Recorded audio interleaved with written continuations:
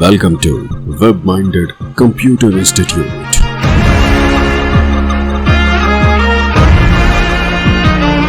Then like, subscribe and share. Computer software वो programme होते हैं जिनके द्वारा कंप्यूटर को कमांड्स दी जाती हैं।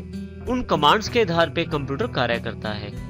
दो मुख्य तरह के सॉफ्टवेयर अवेलेबल रहते हैं कंप्यूटर में। सबसे पहले एप्लीकेशन सॉफ्टवेयर, वो सॉफ्टवेयर जिनका एक विशेष कार्य रहता है, जैसे कि पेंट जिसमें सिर्फ ड्राइंग की जाती है, इसी तरह से वर्ड जिसमें मुख्यतः टाइपिंग का काम किया जाता है, माइक्रोसॉफ्ट एक्सेल जिसके अंतर्गत कैलकुलेशन का काम किया जाता है, फॉर्मुलेशन का काम किया जाता है, इसी तरह से टैली जिसमें अकाउंट्स मेंटेन किए जाते हैं। तो वो सभी सॉफ्टवेयर जो एक खास कार्य करते हैं, एक विशेष तरह का कार्य करते हैं, उनको एप्लीकेशन सॉफ्टवेयर कहा जाता है।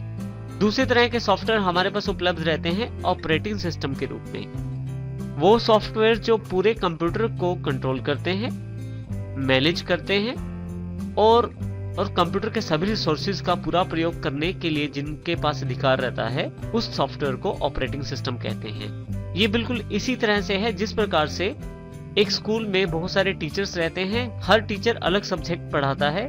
जैसे मैथमेटिक्स का टीचर मैथ्स का, इंग्लिश का टीचर इंग्लिश का, साइंस का टीचर साइंस का सब्जेक्ट पढ़ाता है। जैसे कि हमारे पास एप्लीकेशन सॉफ्टवेयर जो एक खास कार्य करते हैं, परंतु उन सभी टीचर्स को सहयोग करने के लिए स्कूल या कॉलेज में एक प्रिंसिपल अवेलेबल रहता है जिसका कार्य उन सभी टीचर्स को सहयोग करना है। तो प्रिंसिपल के रूप में हमारे पास यहाँ ऑपरेटिंग सिस्टम रहता है जिसका मुख्य कार्य कंप्यूटर के सभी रिसोर्सेज का ध्यान रखना होता है और उनका प्रॉपरली प्रयोग करना होता है। ऑपरेटिंग सिस्टम में सबसे मुख्य है माइक्रोसॉफ्ट के द्वारा प्रदान किया गया माइक्रोसॉफ्ट विंडोज के रूप में ऑपरेटिंग सिस्टम है, जो बहुत ही पॉपुलर और बहुत ही प्रयोग किए जाने वाला ऑपरेटिंग सिस्टम है। इसके अतिरिक्त लाइनेक्स, यूनिक्स और उबुंटू भी बहुत ही महत्वपूर्ण ऑपरेटिंग सिस्टम है।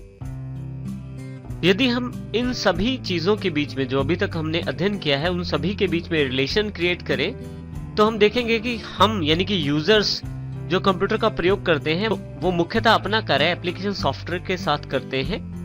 एप्लीकेशन सॉफ्टवेयर अपने कार्यों को करवाने के लिए ऑपरेटिंग सिस्टम को कमांड्स देते हैं और फिर से ऑपरेटिंग सिस्टम अपना कार्यों को करवाने के लिए हार्डवेयर रिसोर्सेज का प्रयोग करते हैं और इसके लिए वो हार्डवेयर को कमांड्स देते हैं। इसका अर्थ ये हुआ कि ऑपरेटिंग सिस्टम के बिना आप कंप्यूटर से कार्य नहीं ले पाते।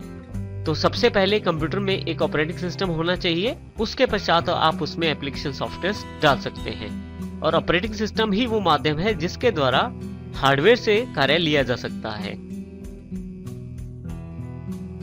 नेक्स्ट हमारे पास है सीपीयू। सीपीयू का अर्थ होता है सेंट्रल प्रोसेसिंग यूनिट। सभी प्रकार के कार्य सीपीयू के द्वारा ही किए जाते हैं। जितनी भी डिवाइसेस इनपुट या आउटपुट, सभी डिवाइसेस सीपीयू के साथ ही कनेक्टेड रहती हैं अपना कार्य करने के लिए। और यहाँ यदि हम ध्यान से देखें तो हमारे पास कीबोर्ड और माउस के साथ तो कमांड्स दी जा सकती हैं जिनको सीपीयू को दिया जाता है और उन कमांड्स के आधार पे सीपीयू उन कमांड्स पे प्रोसेसिंग करके आउटपुट प्रदान करता है, जो एलसीडी या एलईडी पे, यदि आपको प्रिंटेड चाहिए तो प्रिंटर पे, और यदि वो ऑडियो फॉर्मेट में है यानी कि सॉन्ग्स या गाने हैं तो आप उनको स्पीकर में भी सुन सकते हैं। यहाँ ये ध्यान दीजिए सीपीयू में मुख्यतः दो बटन होते हैं। जो बड़ा बटन होता है उससे आप कंप्यूटर स्टार्ट कर सकते हैं और छोटे वाले बटन से आप कंप्यूटर को रीस्टार्ट कर सकते हैं। सभी इनपुट डिवाइसेस में से सबसे मुख्य डिवाइस रहती है माउस। माउस जिसका प्रयोग कंप्यूटर में कमांड्स देने के लिए सबसे ज्यादा किया जाता है। एक माउस के मुख्य भाग आपके सामने हैं। सबसे पहले इसके पास एक लेफ्ट बटन, एक राइट बटन और एक स्क्रॉल बटन होता है। लेफ्ट बटन को लेफ्ट क्लिक भी कहते हैं, राइट बटन को राइट क्लिक भी कहते हैं।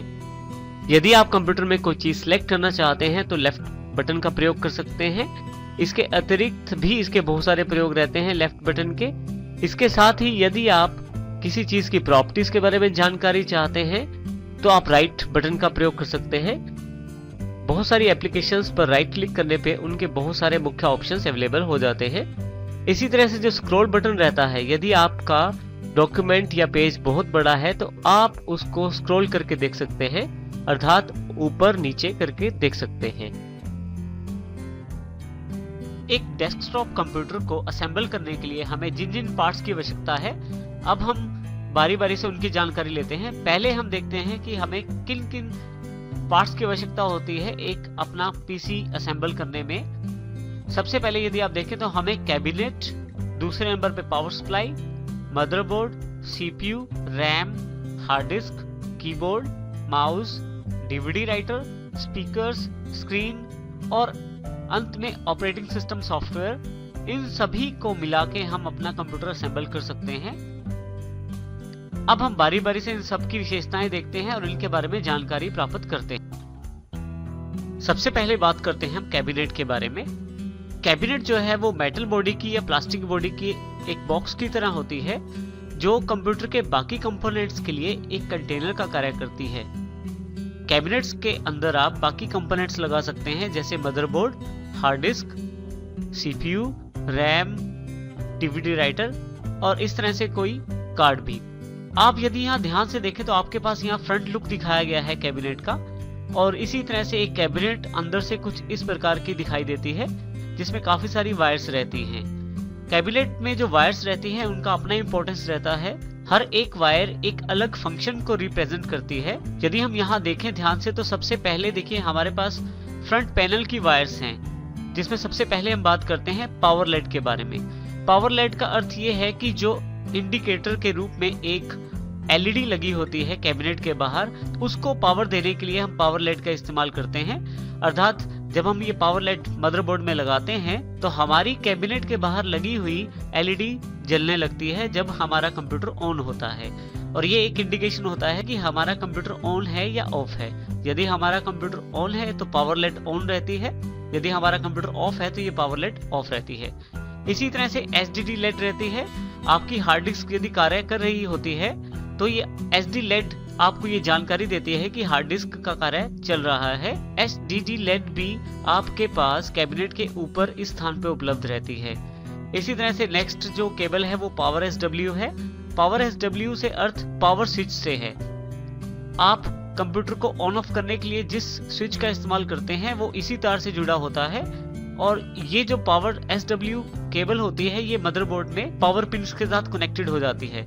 जब आप अपने कैबिनेट में लगे पावर बटन को प्रेस करते हैं तो इस पावर एसडब्ल्यू के साथ ही सिग्नल मदरबोर्ड पे पहुंचता है, जिसके साथ आपका मदरबोर्ड स्टार्ट हो जाता है और आपका कंप्यूटर ऑन हो जाता है। इसी तरह से नेक्स्ट जो केबल इसके अंतर्गत अवेलेबल रहती है वो है रीसेट एसडब्ल्यू। रीसेट एसडब्ल्यू का अर्थ रीसेट स्विच से है। यदि आप अपने कंप्यूटर को रीस्टार्ट करना चाहते हैं तो आप अपनी कंप्यूटर के कैबिनेट पे बने हुए छोटे बटन को प्रेस करते हैं तो आपका कंप्यूटर रीस्टार्ट हो जाता है, और इसमें ये रीसेट एसडब्ल्यू ही मदरबोर्ड तक ये सिग्नल पहुंचाती है। रीसेट एसडब्ल्यू केबल मदरबोर्ड की रीसेट पिनों के साथ अटैच की जाती है। इसी के साथ आपके पास कैबिनेट पे एक फ्रंट पैनल दिया जाता है। फ्रंट पैनल एक तरह से आपके पास कुछ इस प्रकार का होता है इंटरनली, जिसमें आपके पास 2 USB पॉइंट्स अवेलेबल रहते हैं, और एक पॉइंट आपके पास हेडफोन या स्पीकर्स के लिए और दूसरा पॉइंट आपके पास माइक के लिए अवेलेबल रहता है। आंतरिक रूप से ये तारें मदरबोर्ड के साथ जुड़ती हैं, जिनसे आप USB और स्पीकर्स या माइक की फंक्शनैलिटी को कैबिनेट के आगे वाले कनेक्टर से ही प्रयोग कर सकते हैं। इसके लिए अंदर की तरफ बने हुए 2 जैक होते हैं, एक USB और दूसरा ऑडियो। USB आंतरिक रूप से कुछ इस तरह का होता है। यदि आप यहाँ देखें तो आपके पास 10 पिनों में से एक पिन गायब है, और USB पॉइंट के लिए ये सबसे लास्ट पिन रहती है। इसी तरह से यदि ऑडियो पिन देखें तो ऑडियो पिन में भी 10 पिनों में से एक पिन गायब रहती है, जो सेकंड लास्ट पिन रहती है। तो ये दोनों के बीच का अंतर होता है USB और ऑडियो जैक्स के लिए। ये दोनों बिल्कुल हमारे मदरबोर्ड के साथ कनेक्टेड हो जाते हैं। तो नेक्स्ट टाइम जब आप स्पीकर्स या माइक या USB डिवाइस लगाते हैं अपनी कैबिनेट के फ्रंट पैनल पर, तो उनको ये कनेक्टेड कर देता है मदरबोर्ड पर इन 2 कनेक्टर्स की सहायता से, जिसमें एक USB और दूसरा ऑडियो के रूप में उपलब्ध रहता है।